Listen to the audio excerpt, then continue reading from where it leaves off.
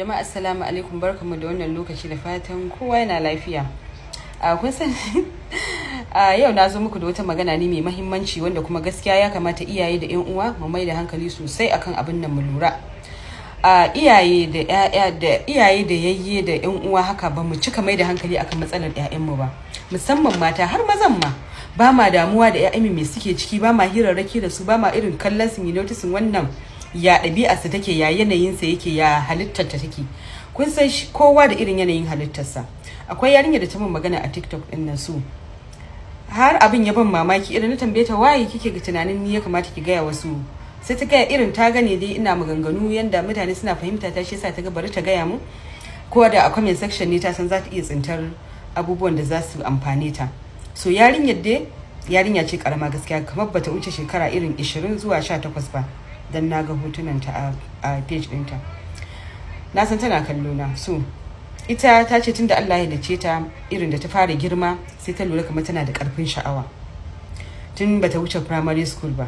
So gaba sai ta gane cewa abin yana karuwa, so tana da karfin sha'awa. Sai kuma irin ta ce yadda take zuwa islamiyya ake maganganun halittun mata da sauransu, sai ta lura cewar ita harija ce. To yanzu kuma har yanzu makaranta take ba ta aure ba. To ita abin yana damunta, ta rasa yanda za ta rasa ta ina za ta fara. Ta kasa tunkar iyayenta ta nuna musu cewa tana son ta aure, su kuma sun kasa ganewa. So maybe ba ta hira da ƴan uwanta ne, ba a saka mata fuska ko ya. Kun san akwai irin wannan maganar ba kowa za ki iya tara ki gaya ba, musamman ƴan uwa in ba good understanding kike da mutane ba, ko yanda aka saka miki fuska. Kun gani na wallahi ƴaƴan yayye na yanda suke ban labari, ƴan matan dangin mu, ƴaƴan ƴan uwana da suke ban labari, suke gaya min sirrukan su da abubuwa, ko makaranta yarinya ta je suka yi abu ko wani abu aka irin da samari ko wani abu sai sun ban labari, saboda yanda in ja su a jiki nake hirarraki da su na zama kawar su. So ya kamata iyaye da ƴan uwa mu zama kawayen ƴaƴan mu dinga jan su a jiki, kuma mu dinga kowace irin hira da su. Yarinya tana girma fa sun san komai, so mu dinga labarai da su. Ko ke ce wani abu ya faru da ke ba ta labari, ko da na ƙarya ne gaya mata, shi zai tunzuro ta ita ma ta gaya miki nata.